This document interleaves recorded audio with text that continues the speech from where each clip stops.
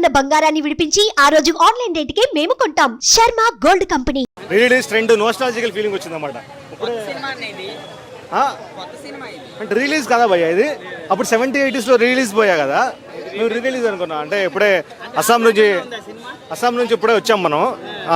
Direction కనిపిస్తుంది, అన్నీ కనిపించే కానీ స్టోరీ కనిపించలేదన్న. బాగాలేదు, లోపలే లేదు, డొల్ల. ఓకే, వన్ టైం చూసుకోవచ్చు, అంతకు మించింది ఏం లేదు. హిట్ అని చెప్పాలి, ఫ్లాప్ అని చెప్పలేం, అంతే. మూవీలో రవితేజ గారి కామెడీ ఎంటర్టైన్మెంట్ అంతా బాగుంది, కానీ నాకు మూవీ అయితే కొంచెం బిలో యావరేజ్ అని నాకు అనిపించింది. ఈడియట్ సినిమా అయితే నేను 7 సార్లు చూసాను. నేను అలాగా ఒక రోజు తప్పితే ఒక రోజు, బట్ అలాగేం అవ్వలేదు. ఇప్పుడు కాస్త బయటకు వచ్చేస్తామా, ఒక 5 minutes ముందే కూడా వచ్చేస్తాం. నేను 35 years నుంచి మూవీస్ చూస్తూనే ఉన్నాను, కానీ వెళ్ళిపోదాము ఇంకా బోరింగ్ అన్నట్టే ఉంది. కానీ సాంగ్స్ కూడా చుట్టేశారండి అంతే. మామూలుగా ఆడియో పెట్టామో కానీ స్క్రీన్లో మళ్ళీ చూడాలి అని, ఫైట్లు అంతా రొటీన్ అండి అంతే. ఒక అవుట్డేటెడ్ ఒక కమర్షియల్ ఎంటర్టైన్మెంట్ లాగా నాకు అనిపించింది. ఓకే, వన్ టైం చూసుకోవచ్చు, అంతకు మించింది ఏం లేదు. హిట్ అని చెప్పాలి, ఫ్లాప్ అని చెప్పలేం, అంతే. కొంచెం లాగ్ ఉంది, ఫైట్స్ కూడా అంత బాగాలేవు. ఇప్పుడున్న పరిస్థితుల్లో మనకు ఓటీటీ అవైలబుల్ ఉన్నప్పుడు థియేటర్కి వెళ్ళి మీరు చూసేంత వర్త్ అనేం కాదండి. Bro, actually first of all I'm sorry. So ఎందుకంటే రవితేజ గారు అంటే నాకు కూడా చాలా ఇష్టమైన అనమాట. ఆయన ఎంతో కష్టపడి పైకి వచ్చిన వ్యక్తి. మూవీలో రవితేజ గారి కామెడీ ఎంటర్టైన్మెంట్ అంతా బాగుంది, కానీ నాకు మూవీ అయితే కొంచెం బిలో యావరేజ్ అని నాకు అనిపించింది.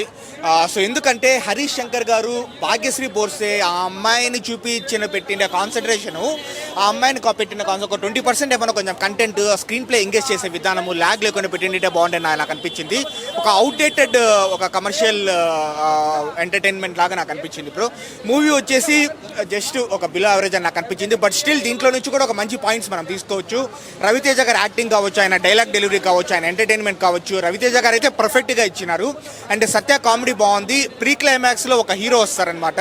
సో అది చెప్తే మళ్ళీ స్పాయిలర్ అవుతుంది. ఆ హీరో చేసిన ఫైట్ కావచ్చు, ఆయన డైలాగ్ డెలివరీ బాగుంది, కానీ స్క్రీన్ ప్లే కొంచెం లాగ్ అని నాకు అనిపించింది అనమాట. నేను ఒరిజినల్ చూడలేదు, ఒరిజినల్ చూడకున్నా కూడా నాకు ఇలా అనిపించింది నాకు వచ్చేసి. సో కాస్త లాగ్ అనిపించింది. అండ్ సెకండ్ హాఫ్ కూడా కొన్నిసార్లు అయితే పేషెన్స్ని టచ్ చేసే విధంగా అనిపించింది. ఏంట్రా బాబు పేషెన్స్ని టెస్ట్ చేస్తున్నారు, ఎప్పుడెప్పుడు కాస్త బయటకు వచ్చేస్తామా, ఒక 5 minutes ముందే కూడా వచ్చేస్తాను. ఓవరాల్గా రవితేజ గారు అయితే చాలా బాగా చేస్తారు, కానీ బట్ మనం హానెస్ట్గా మాట్లాడుకోవాలి ఎవరి సినిమా అయితే కూడా. సో హరీష్ శంకర్ గారు ఇంకా బాగా చేసినట్టే బాగుండేది. రవితేజ కంబ్యాక్ ఉండాలి, కొత్త స్టోరీస్తో ఉండాలి. హరీష్ శంకర్ ఒకటే మాట చెప్తున్నా నేను, రైటింగ్ ఇంప్రూవ్ చేయండి సార్. మీ దగ్గర ఉన్న రైటర్స్ ఇంప్రూవ్ చేసుకోండి, వాళ్ళ మాట వినండి, అండ్ కొత్త స్టోరీస్ని ఎంకరేజ్ చేయండి. అంతే, రైటింగ్ డెవలప్ చేసుకోవాలి అంతే. సినిమా తలగానే వచ్చింది నాకు, లిటరల్లీ తలగానే వచ్చింది, లిటరల్లీ చెప్తున్నా. ఆమె మూవీలో నేను ఫస్ట్ షోకి వెళ్తాను నేను ఎప్పుడైనా. నాకు చాలా అంటే చాలా బాధగా ఉంది. అండ్ నెక్స్ట్ ఇంకొకరు మూవీకి వెళ్ళాలనే విధంగా ఉండాలి మూవీస్ ఎప్పుడైనా. సో 300 పెట్టుకొని వచ్చా. Not literally I'm last the movie. Money కూడా లేవు, వెళ్ళిపోవాలి ఇంకా. అంటే ఇప్పుడు అలా చెప్పాలి. ఇప్పుడు చిరంజీవి గారి సినిమా మొన్న వాల్తేరు వీరు ఎలా ఉంది, పాత చిరంజీవి గారిని చూసినట్టు ఉంది. ఇప్పుడు ఇది కూడా అలాగే ఎక్స్పెక్ట్ చేశాను అయితే. సినిమా ఎలా ఉంది అంటే చూడొద్దు వద్దురా అంటే చూస్తాను అన్నాడు, ఎంత దిగింది, బయటికి రావడానికి టైం పడుతుంది అంతే, ఏమి లేదు. ఆయన చాలా బాగా చేశారండి, ఆయనది చాలా బాగుంది. నేను మీడియా జీవి న్యూస్ తెలుగు అని యూట్యూబ్ ఛానల్ ద్వారా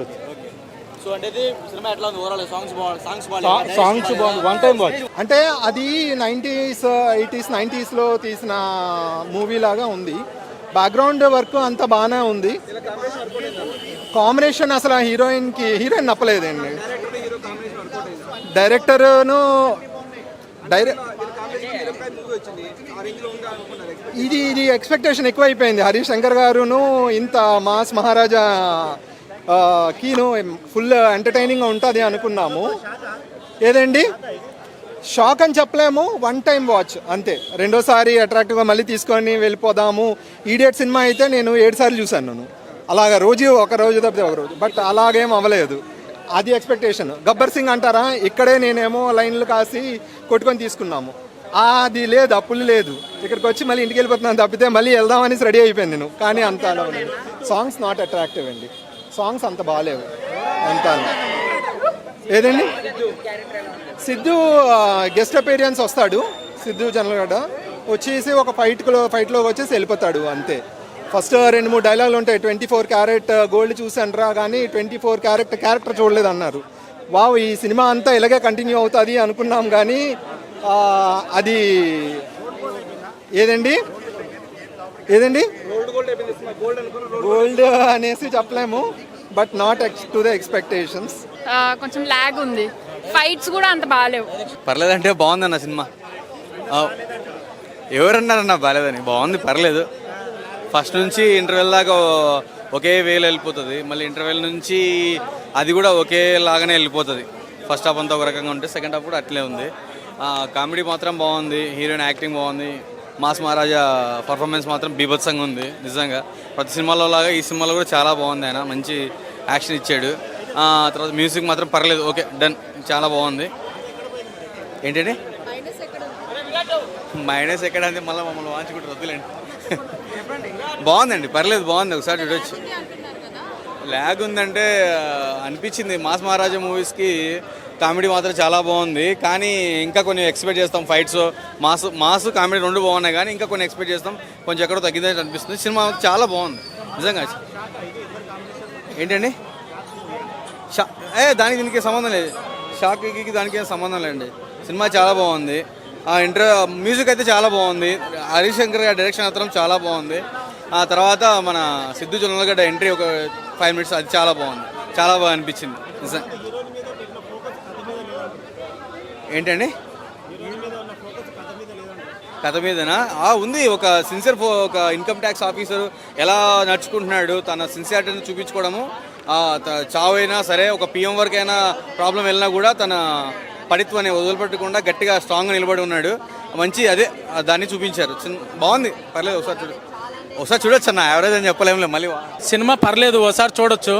ఏంటంటే ఇప్పుడు ప్రతి ఒక్క డైరెక్టర్ హీరో చేసే తప్పు ఏంటంటే ప్రొడ్యూసర్లు వీళ్ళందరూ ప్రేక్షకులతో కూర్చొని సినిమా చూడరు. అక్కడ ల్యాప్టాప్లో చూస్తారు సినిమాని. ల్యాప్టాప్లో సినిమా చూస్తే అసలు ప్రేక్షకులు ఎలా రియాక్ట్ అవుతున్నారో తెలియదు. సో నేను చెప్పేది ఏంటంటే ప్రొడ్యూసర్లు కానీ, డిస్ట్రిబ్యూటర్లు కానీ, అలాగే హీరో గారు కానీ, లేకపోతే దాని ఏమంటే డైరెక్టర్లు కానీ, అసిస్టెంట్ డైరెక్టర్లు కానీ, వీరందరూ చేయాల్సిన పని ఏంటంటే ఫస్ట్ ప్రేక్షకులతో కలిసి సినిమా చూడాలి. ఎంతసేపు రివ్యూవర్లు తిరిగితే ఏమీ రాదు. రివ్యూవర్లకు ఏమైనా డబ్బులు ఇస్తున్నారు? ఏమీ ఇవ్వట్లేదు కదా. సినిమాలో ఏం నచ్చిందంటే సినిమాలో డైరెక్షన్ నచ్చింది. సినిమాలో స్టోరీ కూడా పర్లేదు, బాగానే ఉంది.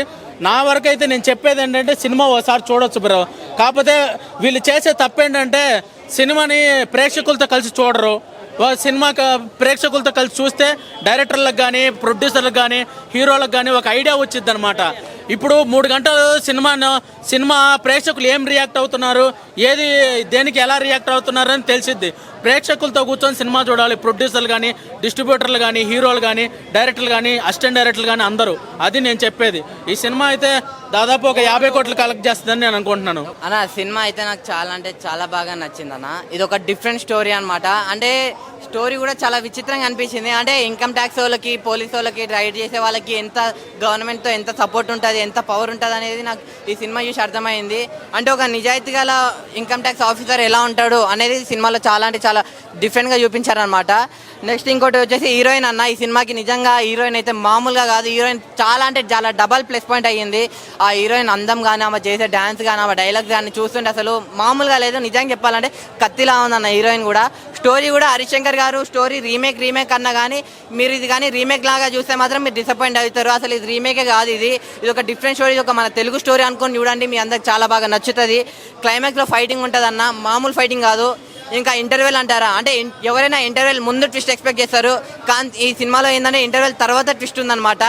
ఇంకోటి వచ్చేసి ఈ సినిమాలో ఒక కొత్త మెంబర్ ఉన్నారు. మనందరికి తెలిసిన మెంబరే, చాలా చాలా తెలిసిన మెంబరే. ఈ సినిమాలో గెస్ట్ అపియరెన్స్ అనేది కూడా ఉంది అనమాట. అక్కడైతే అసలు అరుస్తా మామూలుగా అరుపులు కాదు. చాలా అంటే చాలా బాగా అనిపించింది అన్న నాకైతే సినిమా.